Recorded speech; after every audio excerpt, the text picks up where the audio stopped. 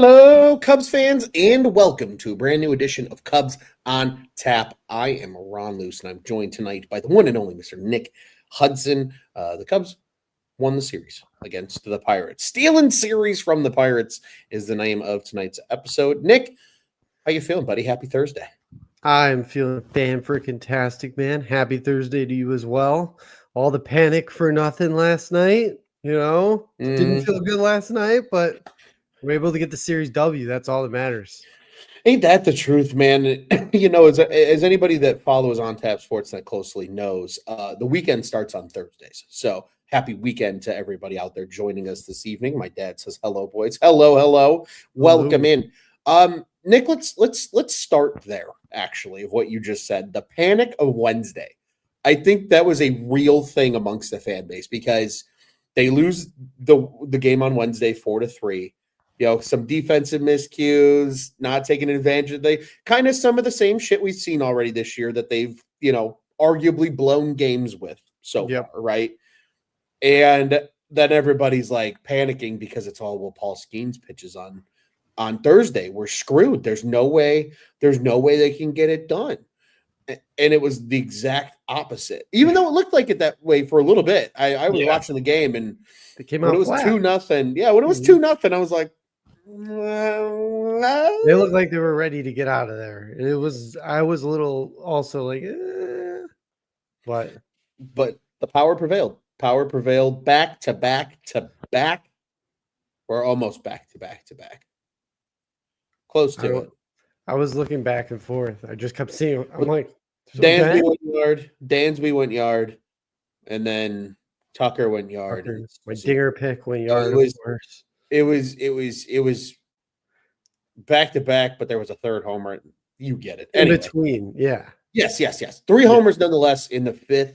That gave the Cubs the lead, and they really never looked back. I added on some insurance runs late. Ian Happ missed a home run by about that much today. I'm convinced I'm cursed. I'm cursed, Nick, because everybody else is off to a hot start in our dinger picks. I have it right here in front of me, so I can read it off to everybody. Juice is the only other person that's, we'll call it even remotely close to struggling. And I wouldn't even consider Juice as to struggling right now. Juice has 3 points. Joey has 6. You have 7. You were actually in the lead, my friend. Tyler has 6. Bobby has 6. Rich has 5. I have 1. And my 1 was Carson Kelly's cycle night. That's it. So it's like I get maybe the coolest one of the year so far. Oh, 100%. Yeah. But I've only got 1. Yeah, you only get 1. And I should have had 2, except Ian Happ missed a homer by literally that much. It was that much below the yellow line today. And then I was watching that ball go. I'm like, come on, ball. Go ball. Go ball. Go ball. And then it didn't go. And I was like, come on, man. I threw a note in our Slack channel. I was like, I'm cursed. I don't know what's happening. I don't know what's going on.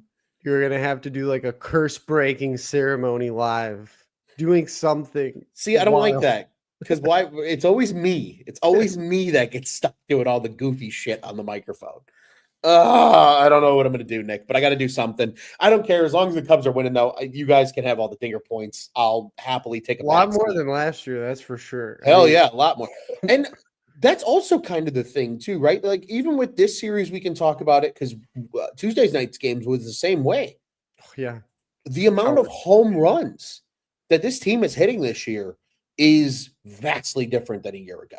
And that's why I think there was some there's some conspiracy theories at the beginning of the season that the balls are a little juiced again, just a little bit, like not overly juiced, but just a smidge, smidge. a little bit, just to fix what has been wrong for the last few years. But nonetheless, right? I mean, Seiya Suzuki is off to a hot start, which is great. Like we knew he could be this player, and he's finally doing it. Kyle Tucker's Kyle Tucker, great. Dansby Swanson has had a nice power surge, albeit, at the tune of sub 200 batting average right now. But he's still, when he's hitting the ball, it's for power and it's for runs. Yeah. Which is always encouraging. PCA's having a nice power streak to begin the year. And probably the most fun, I don't know if that's good English, but at least the most enjoyable to watch and most surprising by far has been Carson Kelly's. Carson Kelly. Yeah. Oh, yeah. By far has been the biggest one. but like, man, it's nice in watching these games and knowing like the fifth inning today, Yep. at any given moment, this team can literally slug their way back into games when everything else isn't working. Exactly, and it's interesting that you mentioned that because I'm sure you remember, but the series at Wrigley that they just had, the wind Mhm. blowing in like that, I had a different feeling in me where I'm like, they are handcuffed right now because their big power surge that you're talking about, it was very hard to hit home runs there. So the team has kind of changed in a way where they do rely a lot now on the long ball. So it is interesting, but it's a great strategy. It gets you right back in the game very quickly, but with Wrigley Field conditions, my fingers are crossed as it warms up and the wind starts blowing out. It could be the opposite. They could be putting up giant numbers very quickly. So it's really exciting to see, man. This is exciting stuff. It is, and it's almost like a tale of two teams at times, right? Because when you're on the road and you're on some of these stadiums where the wind isn't as much of a factor, you can just let it ride, right? Yep. Mash the ball, crush it. But then it's when you're at Wrigley where having the guys in your lineup like Nico Horner and Pete Crow Armstrong and Dansby Swanson and even Kyle Tucker and Ian Happ, who are all Seiya Suzuki, who can run and who Yep. can play small ball. And like this team can put on two different facades when they need to, right? Yeah. Like they can be the we're going to dink and dunk you to death and we're going to win with base running and we're going to do that. We saw that early in the season. Yeah. And then now as the weather warms up and, there's games where sometimes they're just not able to do that. They still have the slug this year, especially compared to other years in their back pocket where at any given moment the tides can turn. And this is a great stat here from Scott from Iowa. He says the Cubs hit a total of 170 homers last season. They already have 42 this year. Wow. That's a great pace. Yeah. I don't know what that equates to over 162, but I'm More willing than to bet money 170. 170. Yeah. So, I mean, it just shows right now how this team is hitting and what they're able to do. But Nick, let's talk just a smidge about Wednesday's game. I don't want to get too deep into it, obviously, because it was a loss. Sure. But it really was. My dad said it here a little bit ago. It was a weird loss. It really was because it felt like the Cubs did everything right. You still had 9 hits as a team. The Pirates had just as many. You had a 3-run fifth inning that initially gave you that lead in that game, right? Kind of, Yep. honestly, literally it was the same storyline 2 days in a row. It was down 2-0 going into the fifth. They get 3 in the fifth. They're up 3-2. Yep. Just 2 completely different outcomes, right? Exactly. You had Ian Happ who had 2 hits in that game. Nico Horner had 2 hits. Swanson had 3 hits. Like guys were getting the job done. Matthew Boyd overall looked solid. Solid, yeah. Only had to throw 83 pitches, but 5 innings, 6 hits, the 2 earned, 3 walks. We know Boyd's going to walk a lot of guys. It's just the way he is because he tries to paint the corners. Yep. And 6 Ks. I mean, he had a really good outing. Brad Keller had a really solid 1 1/3. Sure, they gave up some runs. Theobar, unfortunately, gets credited for the loss with giving up the 1 run. Yeah. Hodge comes in and Drew Pomeranz continues his brilliance. Amazing. As a left-handed reliever. But like, I don't know, man. Yeah. It's bonkers. Yeah. It really is bonkers just watching, how this team lost on Wednesday because it felt like they should have won. Yeah, it did. They just kind of let it slip away. Yeah, exactly. And they really need to address, like you said, there was the defensive miscue there. They really do need to address what they're going to do at third base.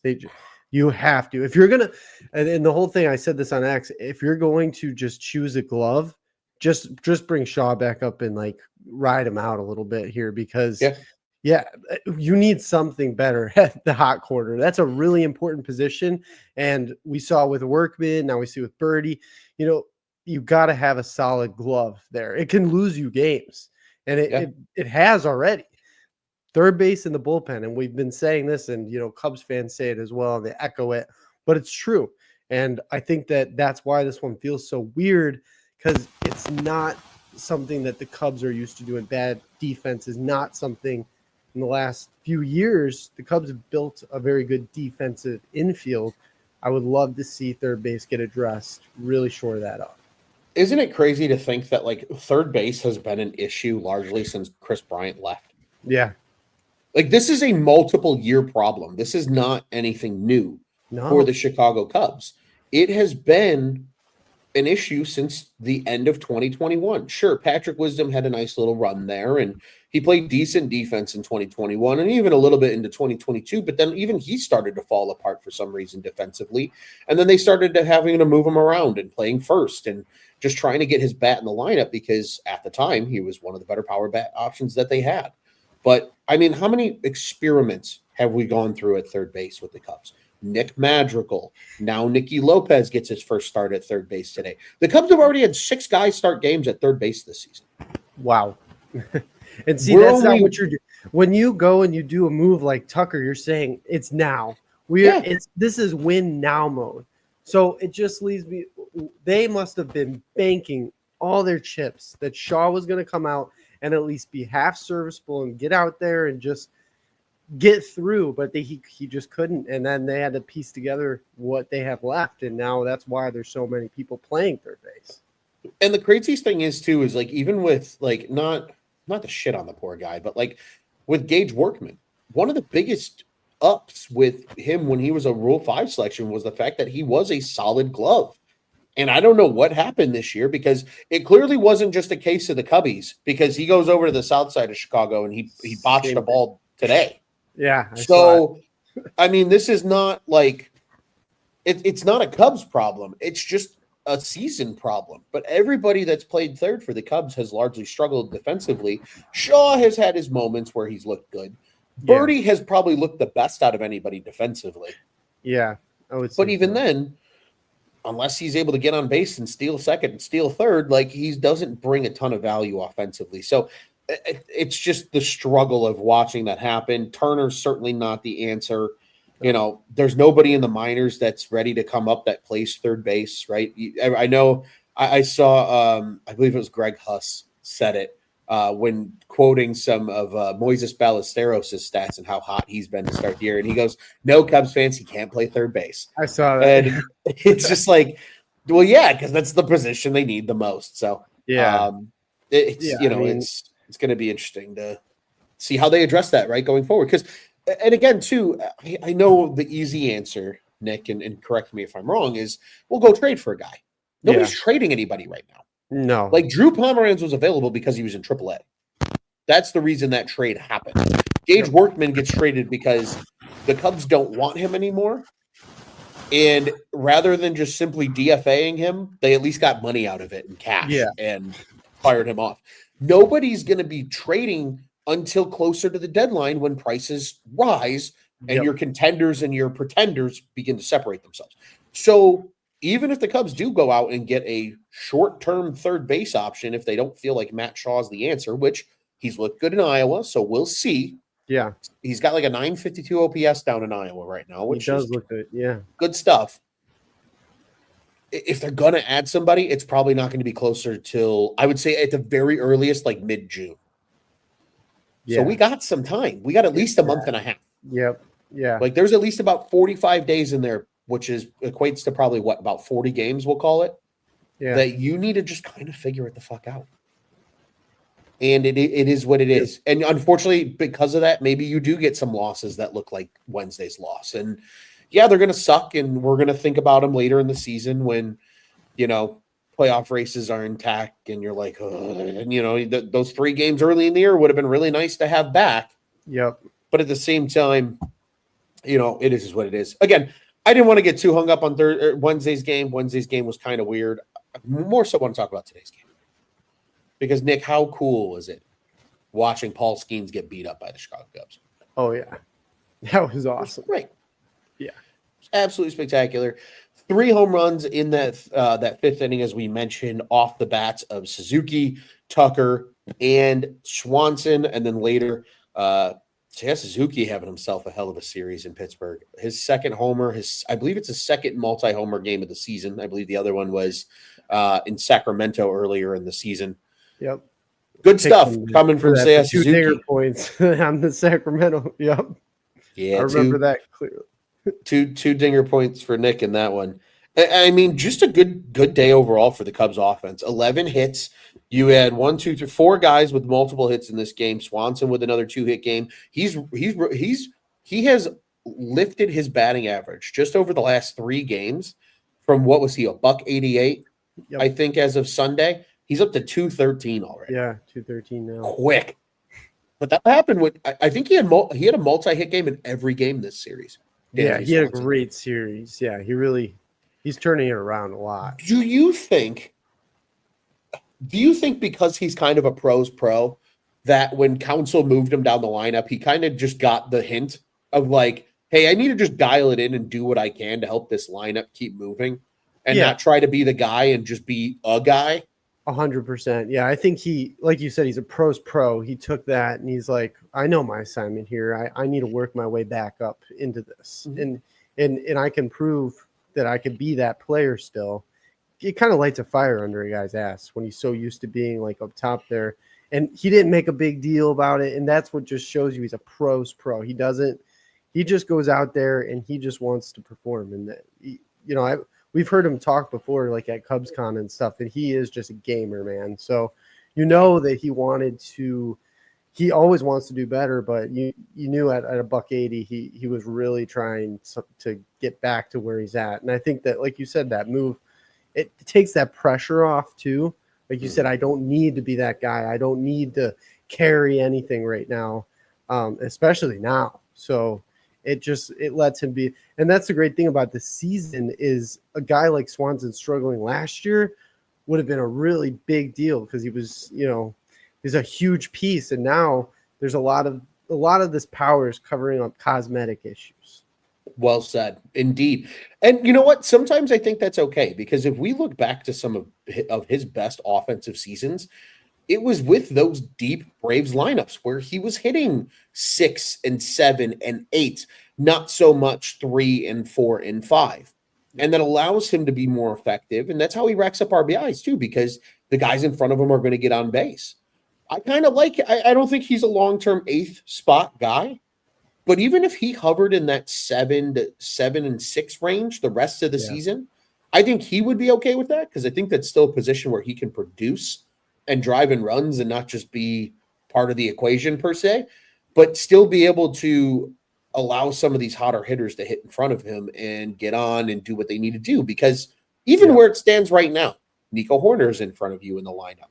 Pete Crow Armstrong is in front of you in the lineup. The catcher has been in front of you in the lineup. And all 3 of those platoon/2 players that were mentioned are hitting. So you're going to have opportunities with guys on base, even in the 8-hole, which is awesome. I mean, how many teams can say that? But when you've got guys like Happ who's humming, I mean, Ian Happ has raised his batting average in this series by a full 20 points as well. He's hitting almost 280 now. Tucker, he's hitting higher than Tucker by a single point. How crazy is that? So it just goes to show, man, they're still getting crazy production. You've got quick math here: 1, 2, 3, 4 guys on the team that still have greater than an 800 OPS at this point in the season.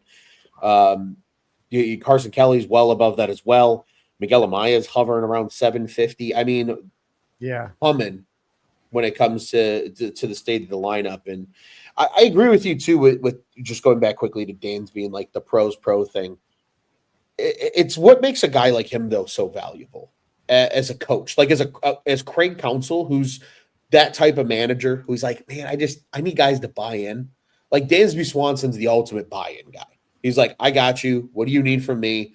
Like you could tell today when they tried to turn that double play from Bush, and he kind of botched the relay. Yeah. And he was like, you could see it. He was sick to his stomach immediately. Because like you said, he's a gamer. Like he's that kind of guy in the lineup. But nonetheless, man, I mean, being able to beat up on Paul Skeens, Colin Ray continues his run of brilliance. I know he got beat a little bit today with the 2 runs, but the guy's still sporting a 1.46 ERA. Quality start. Is Colin Ray the unsung hero of this Cubs team thus far this season, Nick? It's looking like it. It really is. Isn't that crazy? I did not expect that from Ray at all. Yeah, thought I he'd be mean, more of a long inning bullpen dude, to be honest with you. yeah. But he looked solid out there, and I mean, 2 runs. It's against this Pirates team with Cruz and everything. Like that's pretty good. It's one of those things where did they not count that as an error today? Oh, they might have. I don't know. Sorry, we got a comment from Hank here. He says, "Love how Dansby didn't let those early offensive struggles affect his defense. 0 errors this year. He might have gotten the error though on that relay to that. Which, if that's the case, that's his first error on the season, which is still, pretty good. I mean, if you really consider it. So, but agreed, right? Like Dansby's also the type of guy where he takes so much pride in his defense that they can. It's like a separation of church and state for Dansby Swanson, right? Where it's like the offense is one thing, but like he takes pride in his defense. I mean, let's be real. That's what he's known for. Like he's a great defensive shortstop who has some pop and can run a little bit and like do a lot of things that are good offensively. But ultimately, at the end of the day, he's a defensive stalwart, and that's why you have him on this team. Oh, yeah. But Nick, going quickly back to what we were talking about with Colin Ray here, you mentioned just 2 runs today. His final stat line for the day, he's 2-0 on the season, by the way, for those that care about pitcher wins. 6 innings pitched, 4 hits, just the 2 earned runs, one of which was off a homer. Or he had the 1 home run given up, 2 walks, 2 strikeouts. So not pretty per se, but effective. Oh yeah, 6 innings. Doubling down on that effectiveness. He got through 6 innings on 73 pitches. Oh, I was not aware of that. So, I know we're at the point right now with Ray where he's probably not fully stretched out or ever going to be a guy that routinely gets close to 100 pitches. But if he can give you 6 2/3 on like 85 pitches, we'll take that all day. You'll take it. That's efficiency. Yeah. And that's beautiful efficiency. And that's the thing with this Cubs starting rotation. They don't need to strike out a lot of people. No. Yes, it's cool to see the 14 strikeout game, but they don't need to. You have the defense behind you. As long as you get that ball in play and it's weak contact, good things are going to happen because these guys have been efficient. Tyone's been efficient this year with that. Boyd, to an extent, has had his moments, but we know he's a high walk, high strikeout guy the way he pitches and just his style. But Colin Ray has been that way. Shota Imanaga's had his games where he's able to do stuff like that too. It's not all just big strikeout games for Imanaga. It's fun to see how efficient some of these Cubs starters can be. Oh yeah, definitely. Yeah, and it's really interesting too because Ray gives you a different look too as well. Yeah. And I like that as well, that we're mixing it up in this rotation. We're not going to give you the same look. You're not going to be able to, it's not going to look the same.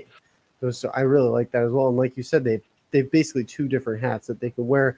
And where you have a guy like Ray, he really, if he gives you 6 innings, he takes away that stress on the bullpen, where you have to eat up a lot more innings with the long-term relievers or anything like that. And that was interesting to hear that he got through with 73 pitches. So, I mean, that's very efficient for him. Very efficient indeed. And also, too, I think the other crazy part about this rotation, and something that I think they're going to benefit from now going forward, is the addition of Chris Flexen to the bullpen. I mean, this is a guy who's stretched out as a starter. Like, he's been going 6 innings in Iowa. So he can come in on a piggyback day if somebody gets a high pitch count, maybe only through 4. Maybe he's able to give you 5 innings and just get through the game. And then you save the rest of the bullpen, and it's, hey, Flexen, you're probably not available for 4 more days, but, you did something that we need. Yeah, exactly. I think too, Nick, and maybe this is just a tinfoil hat take. I've been banging my head off the wall since the report of Flexen's call-up happened yesterday. If Ben Brown continues to struggle in the rotation, I don't see why, given how fast, like Rich mentioned on Tuesday's show, how fast the Cubs have been about making roster moves and nipping shit in the butt quick and not letting it fester. Yeah. If Brown continues to struggle with that, what has he got? Like just a sub 6 ERA right now? Might even be sub 7 at this point. Might be sub 7. If he continues to struggle, I see a world where Ben Brown is your long guy in the bullpen, and Chris Flexen takes his spot in the rotation. Because again, Flexen has been very good, and I know Scott from Iowa can attest to this. Being in their backyard of the Iowa Cubs, he's been really, really good down in Iowa, and he's been efficient as well. Kind of along the same guidelines of what the starting rotation has largely done. Yeah, That's the kind of guy that I think you need to potentially get in there, and maybe he is the guy that even for a little bit until who knows what, right? Maybe it's Sandy Alcantara at the trade deadline. Maybe it's somebody internal that kind of comes out of the woodwork. Javier Assad was that way. Like, I think a lot of people forget how Javier Assad came up. So Javier Assad kind of came out of the woodwork in 2020. What was that? 2022. Yeah, 22. He got called up late in the year. Everybody's like, "Who's this Assad kid?" And then pitched really well, and then has been a large part of this team for the last 2+ seasons now. So it's kind of fun to see how that goes. Nick, also, Paul Skeens only had 2 Ks today. Shocking. As did Colin Ray. Only 4 total strikeouts in this whole game. For both pitching staffs. This is the other fun fact. So each starter had 2 strikeouts. The bullpens for both teams did not strike out a single batter today. Whoa. So 4 total strikeouts in an 8-3 ball game. Kind of weird. That's kind of weird. Kind of weird. That's kind of weird. Especially with Skeens. Come on. Like, what? I never would take that bet ever. No, God. No. And Scott here says some say this was Skeens' worst start of his MLB career. Maybe. I mean, he didn't. 5 innings, 5 hits, 3 earned, 4 walks, 2 Ks with 3 home runs given up. It's pretty bad. That doesn't happen a lot to Paul Skeens. Skeens. I don't know. Doesn't happen a lot to Paul Skeens. My dad said Judd's starting to work his magic. Scott says here, Cubs are on pace to win 96 games. Also, the easiest schedule of SOA. He say they could get to triple-digit wins. Maybe. Scott, I hope we can take a clip of me saying, I think I predicted 83 wins. We'll just put a clown right on my face. I think all of us did. Hey, but in fairness, Nick, like we all got bit in our predictions over the last 2 years that a lot of us were very kind of salty on this team before the season of like, we're going to have to wait and see what happens. Another quick set of comments here before we get to our next point of this whole thing here, because I do have something that I want to bring up to you, sir. Matthew asks, is that an indictment on Skeens or a praise for our offense? I would maybe argue a little bit of both, because as my dad says here, first time Skeens gave up 3 home runs in a game. So, maybe Skeens didn't have his best stuff, but in the same argument, the way the Cubs offense has been humming, maybe it is just a little bit of praise of the Cubs offense. Yeah. I think it's 60-40, 60% Cubs offense, 40% Skeens bad pitching. Okay. I like that. A little 60-40. Give the Cubs offense more love than indicting on Paul Skeens. I like that. Skeens will bounce back. Let's be real. We're gonna watch from afar, and he's gonna have like 3 consecutive starts of like 10 Ks, and we're all gonna be like, maybe it was the Cubs offense after all. Just doing what they do best. Nick, speaking of weird, right? While we're out kind of on this subject still. Get out of my head, Scott. Scott just dropped it in the comments as I'm about to bring up this point. Really? Tuesday's game. Nobody struck out for the Cubs in the whole game. Whoa. Not a single Cubs batter struck out in a 9-0 win where 37 batters came to the plate. 0. You know the last time that happened? 2013. Really? Yeah. And I think I can actually find the game that happened. Wow, I'm surprised that didn't get more like press about that happening, being historic like that. Pat Hughes brought it up on the radio, and he said that it was the first time that the Chicago Cubs sent every batter to the plate and nobody struck out in a game since 2013. Unreal. Wow. It's crazy. Like I'm working on, of course my internet doesn't want to cooperate because Baseball Reference is stupid right now. Oh, wait. Maybe I yelled at it. Maybe it worked. But I'm trying to find the exact game. I think I have it here, courtesy of an old friend of ours, Mr. Cody Delmendo. I think he's got the date for me in here somewhere. July 3rd, 2013.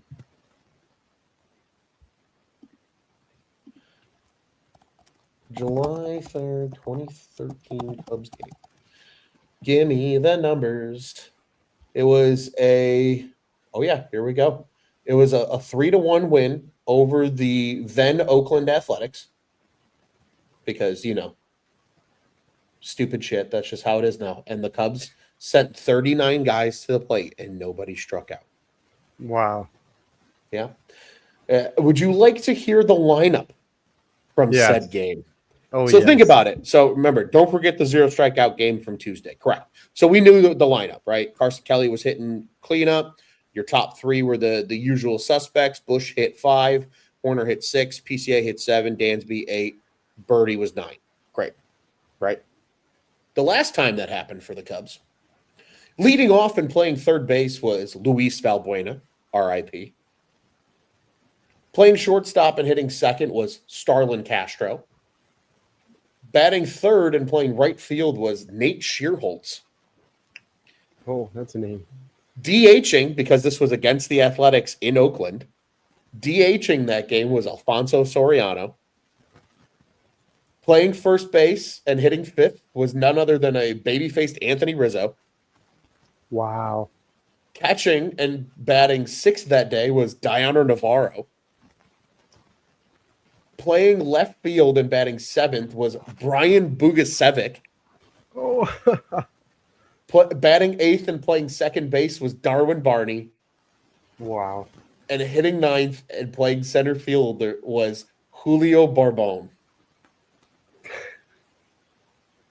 And you know who pitched that day for the Cubs? Matt Garza. Really? Garza. Oh. Diana Navarro and Brian Bugasevic both had doubles in that game. Barbone and Shearholtz each had triples in that game. Valbuena hit a homer in that game and had a sweet pimp on it. Soriano picked up his 39th RBI in that game. Yeah. Wow. Isn't that crazy? That is crazy. Notable names in the A's lineup that they include Coco Crisp, Jonas Cespedes, Josh Donaldson, Eric Sogard, Josh Reddick, Bartolo Colon pitched for the Oakland Athletics that day. Oh, beautiful. Big sexy. Isn't that wild? That's perfect. Isn't that wild? Yeah, Matt Garza picked up the win, pitched 8 innings that day, 4 hits, 1 run, 3 walks, 5 strikeouts. He gave up a solo homer, and that was it. Kevin Gregg came in and got his 14th save of the season with a walk and 2 strikeouts. Why? Even better, you know who closed the game that day for the A's? Cubs legend Jesse Chavez. Really? Yeah. Oh, wow. That's so cool. So that's everybody's blast from the past That's of great. that game. July 3rd, 2013. Thank you, Cody Delmendo, for providing that for us. And as my dad says, yeah, blast of the past indeed. I mean, some good names in there, man. Sicko Cub names of Definitely. some of the dark days, but fun nonetheless. Fun. Yeah. Fun. Absolutely, absolutely fun. Nick, this Pirate series is what the Cubs needed, especially after the weird loss on Wednesday. Being able to come back and get the win on Thursday was huge. You get another series win, but we have another NL Central opponent on the horizon to talk about. So I want to ask you, any final thoughts about this series in Pittsburgh at beautiful PNC Park? They kept the momentum going by winning the series. They kept that good momentum. The offense stays hot, which is fantastic. And going into Milwaukee, I just want them to beat the shit out of them. I just want them to fucking beat the shit out of them. That's really what I want. I love that. I love that attitude. Quickly, we hope the Pirates fan is okay. I realize we didn't talk about that because that happened Wednesday and not Tuesday. That was horrible. Terrifying. That's absolutely terrifying. I know everybody in the world has probably seen it or at least heard about it. Oh, yeah. Really hope that dude's okay. Yeah. It's just That's scary, man. Like it happens every once in a while. It does. But it's happened scary before. It's happened before. But that was horrible, especially in the middle of a game like that to have that happen.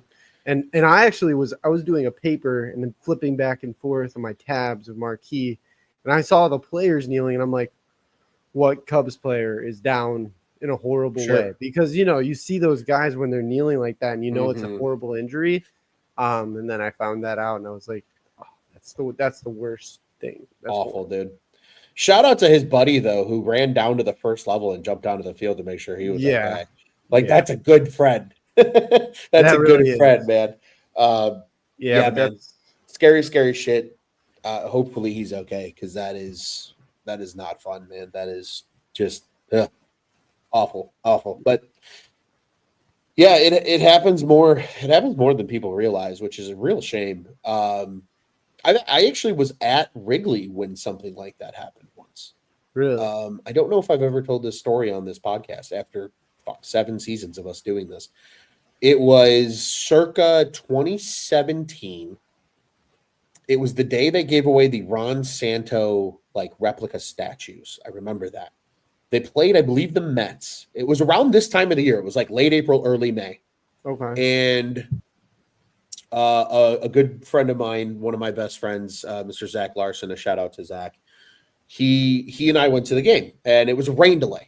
So we were it kind of subsided. So we were just standing in the bleachers talking while the tarp was still on the field and everything. We were in left center field in the bleachers. I was facing toward the left field foul pole talking to him. He was facing right field. Okay. And we're talking, and all of a sudden he looks over my shoulder and goes, "Oh my God." And I'm like, "What?" And he goes, "Look." And I turn around, and there's a guy face down on the warning track at Wrigley in right center field. And I go, "What happened?" He goes, "I don't know. All I saw was when he made impact. I didn't see the whole fall. I just saw the impact." So this guy's laying there, and you look around the ballpark and you see all the security people notice it happen. So they start walking over. And then when he's not moving, they start running over. All of a sudden, it becomes a full-blown sprint. And 6 security guards are sprinting out there to make sure. I forget who was out there. I think even one of the Cubs players was out there and jogged over to make sure he was okay. Whoa. And they checked on this guy, and I never heard an update. I don't know if he was okay or not, but it was scary. That's scary. My thought is of what happened was he was trying to jump on the field to go slide on the tarp because it had rained. And his foot got caught on the basket. So he went. Yeah. I think that's what happened. I don't know if that's what happened, but yeah, man, scary stuff nonetheless. But yeah, so been at a game that I've witnessed that happen. So fun little story time as we move things along. Also, Nick, because we agreed that we needed to share this because the team that the Cubs are playing next, the Milwaukee Brewers, played the other team from Chicago, the Chicago White Sox, over the last 3 days. And the White Sox beat them 8-0 on Thursday. And we found this crazy stat. Ironically, this was tweeted at 3:33 in the afternoon. The Blackhawks fans out there will appreciate that reference. It says here, the White Sox have won by 7 or more runs 5 times this season. That is tied for the best mark in baseball. And they did against the Brewers, which is pretty cool. You know who they're tied with, Nick? The Chicago Cubs. The 2 teams in Chicago really like beating the shit out of teams. Yeah. The only difference is the Cubs have done it 5 times with 19 wins, and the White Sox have done it 5 times with 8 wins. 8 wins. Crazy shit, man. But wow. But the White Sox take care of business. So the Brewers are stuck at 500, and we open a big 3-game set with the Brewers starting on Friday night, Nick. 3 games ahead on the schedule coming up. Pardon me. Sorry, my phone is being what I'll lightly put an asshole. As I pull these up, we've got a 7. We better not get Big Q, man. He's having a freaking year. He is having a freaking year, which is annoying because that's just what Milwaukee does. Piecemeal a team together and are still semi-okay, and it's very annoying. It's very annoying when it's all said and done. But we got 7-10, 6-10, and 1-10 starts on Friday, Saturday, and Sunday, respectively. On Friday, the matchup as it stands will be Ben Brown versus the right-hander Priester. On Saturday, if again my phone decides to not be dumb and cooperate with me here, we will see Big Q on Saturday. It'll be Jose Quintana versus Jameson Taillon. Yeah, listen, I mean, you're not wrong. Jose Quintana's 4-0 with a 1.14 ERA right now. Ridiculous. To start the season. Just not striking anybody out either. Just 15 Ks, but shit, when you're pitching to a 1.14 ERA, nobody's going to question how you get it done. And then perhaps the best pitching matchup of the series will be Sunday. It will be Shota Imanaga. He just had cramps on Tuesday, so he should be just fine for Sunday's game. But it's Shota Imanaga versus Freddie Peralta. So that's probably the we'll call it marquee matchup in terms of pitching over the course of this series. And again, that is the getaway day start on Sunday. That's a 1:10 game. Then that'll lead us into a show on Sunday night. And then, of course, the Cubs will return home on Monday night for a 3-game set with the San Francisco Giants. So we'll talk more about that one on Sunday's show. But Nick, I mean, they're going to American Family Field. Stupid. What do they need to do? What lessons should they have learned from this Pirates series that they need to apply to this Milwaukee series as they look for another series? Yeah, I mean, they need to bring into Wrigley North their momentum. They also need to focus on better late defensive play. You know, when you have a lead, you need to secure that. And I'm hoping to see Counsell make some defensive moves. Maybe he learned from this series to shore it up later in the game, possibly. But really, the offense needs to continue to carry this team. They just need to, like you said, there's two brands. If the home run ball's not there, you could be that small ball team. I want to continue to see him aggressive on the bases. I think that really puts the pressure on the opposing pitchers very early on. And it causes, you know, we have a lot of guys that can cause a lot of havoc and make a lot of something out of nothing, which that really irritates the opposing pitcher when that happens. So if you can knock them out of their rhythm there by doing that, staying aggressive, hopefully the long ball is still there for your sake. I hope you get a dinger point. And yeah, just, you know, keep that momentum going. The momentum's so strong. Win the series, you know, just win the series. Yeah, I agree wholeheartedly. I think my favorite point that you brought up there is the aggressive on the base paths and with the amount of pressure that puts on teams. Because it's to me, yes, Kyle Tucker is a huge addition to the lineup. You know, he's bringing a ton of good juju and things like that. Hank said this a little bit earlier that I want to highlight. He says, this is what happens when you add a guy like Tucker. It brings everybody up and it makes them more dangerous, which I completely agree with. But I think the biggest difference from last year or even 2 years ago to this year is how aggressive they are on the base paths. Like, they were aggressive on the base paths, but they are like uber aggressive this year. And because of, it's what you said, the amount of guys who can turn nothing into something, and especially when it's a PCA or a Nico Horner, who have that game-changing speed that is going to annoy pitchers. I mean, let's be real. When Craig Counsell was managing the Brewers, they were always one of the top 10 teams, typically top 12 teams in steals. Like, they were a running team always, even if they didn't have a lot of traditional runners, but they would run because it would apply pressure on the opposing pitcher. Now you've got the toys and the weapons to do that. They got to keep doing it. And I feel like they got away from it a little bit in this Pirates series. And maybe some of that was just situationally or whatever, but we saw it so much early in the year when they were playing the really good teams, right? The Dodgers, the Padres, that pressure that it applies. Yeah, the Pirates are at the bottom of the division. The Brewers are in the middle, but you got to treat it as if the Brewers are right on your heels. And they got to take care of business. I'm right there with you. Hell, my dad says, screw that, sweep the series. A sweep would be huge. Great. I mean, yeah, that would be awesome. You want to establish a message to the NL Central in your first set of, again, this 6-game stretch is the first set of games they had against the NL Central so far. Yep. You took 2 out of 3 against the Pirates. Probably should have been a sweep. If you go out and sweep the Brewers, like, you're telling the NL Central, this is our division and you need to rip it from our grasp if you want to make the playoffs as the NL Central winner, because the way they're playing right now, you know, they're doing good shit. Scott from Iowa says here the Brewers, along with the Athletics, are the only teams to lose to both the White Sox and the Rockies this season. LOL. That's really funny. And then Darren Arnaud says here, Council has his pieces figured out better now. He can play chess instead of checkers this go around in Milwaukee. 100%. And that was something that Rich and I talked about a little bit on Tuesday's show as well, was, the reports that are out there now that like Council has his pulse a little bit more on the roster decisions than he did a year ago. And I think that's just some, trust and things that have built up between him and Jed and Carter and everybody in that front office.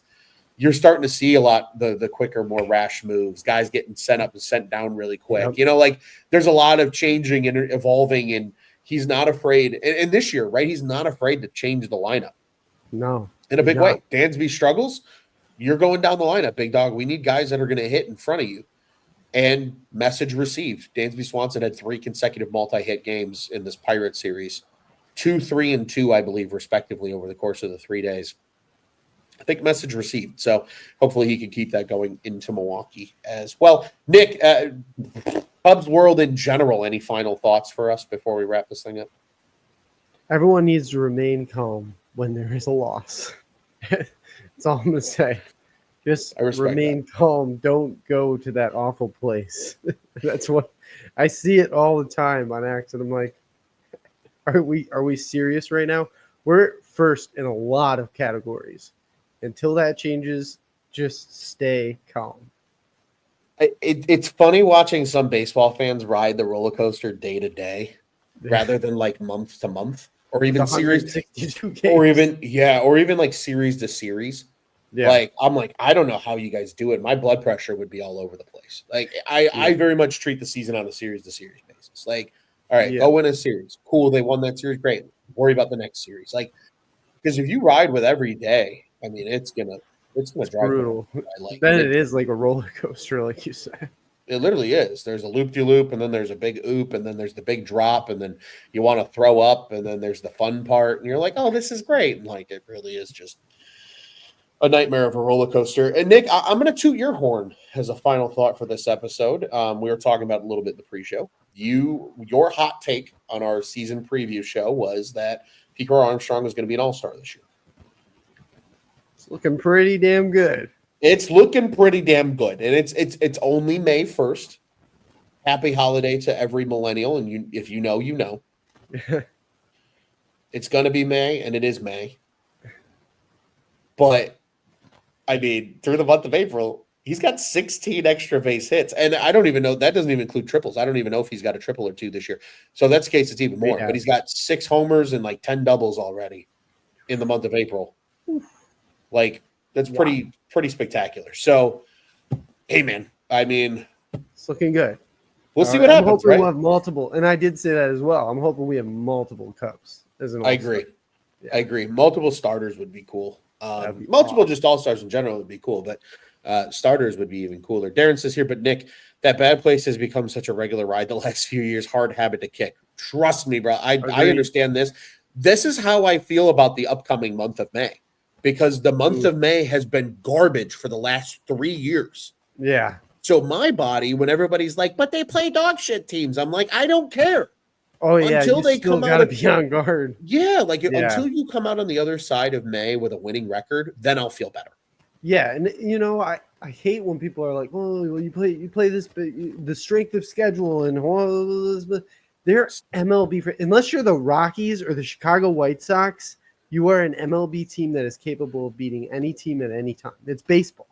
And even the Colorado Rockies and the Chicago White Sox have beaten both the Brewers and the Athletics already this season. So exactly.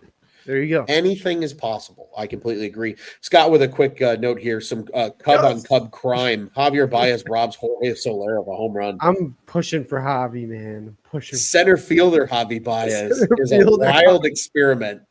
But it's working, and his bat's come back to life. He's hitting, like 340, I think, entering play today? Yeah. I thought I saw. Rate is down. Could be the resurgence of Javier Baez. I'd be happy. I want Javi to be good. He's in the AL now. He can be good, and I don't care. He's with the Tigers. And then he torture the White Sox a little bit. You took the words right out of my mouth. And then he can torture the White Sox. It's an even better. A couple more quick comments here before we wrap this things up. Even though you know it's dog shit in the yard, you still step in it from time to time. Preach, brother. I literally step in my husky shit on a daily basis. And then Scott says here, failed shortstop. Yeah, it'd be that way. A lot of players are failed shortstops if you really think about it. A lot of guys get drafted as shortstops and then get moved off of the position. It's kind of like, right, like everybody comes in as a starting pitcher and then they get pushed to the bullpen. Yep. Shortstop's kind of that position for the field. Like you start at short, and then chances are, unless you are like a true shortstop, you're either like going to the outfield or you're going to second or you're going to third. Like you're not staying at short. So a good note there by Scott. Before we officially wrap everything up, want to remind everybody, as always, Cubs on Tap is one of 2 shows here over on the On Tap Sports Network covering your Chicago Cubs. Follow our friends over at the Dingers Podcast. Show them some love. They will certainly appreciate it, as will we at Dinger Cubs, where you can find them on the socials. Follow Nick and I on the socials. You can find our handles here in the live stream. If you're listening on podcast form, you can find those all in the description of the show as well. Follow the whole gang. Follow us at Cubbies on Tap. Bulls, Bears, Blackhawks, you know the drill. Bears wrapped up the NFL draft. A little bit of a breather for the Bears on Tap crew. Bulls and Blackhawks will be teeing things up here as the summer rolls on for the draft and then free agency. And then, of course, Cubs fans, you have friends that like the Southsiders. So do we. Send them to your friends and our friends. They can be friends and talk about an 8-win ball club over at Stocks on Tap. OnTapSportsNet.com and at OnTapSportsNet on the socials, the On Tap Sports Network. Go and check out what's on tap in Chicago sports. Nick, as always, my friend, it's a blast to talk Cubs baseball with you, especially after a Cubs victory over the Pittsburgh Pirates. 3 with the dreaded, hated Milwaukee Brewers coming up this weekend. What do you say, buddy? We get out here the only way we know how Cubs on Tap. Yeah, what's that other team in our division? There's Redbirds. I kind of forgot. Oh, I think they're the Cardinals. I think fuck so. The Cardinals. Hey, fuck the Brewers too, and let's go Cubbies.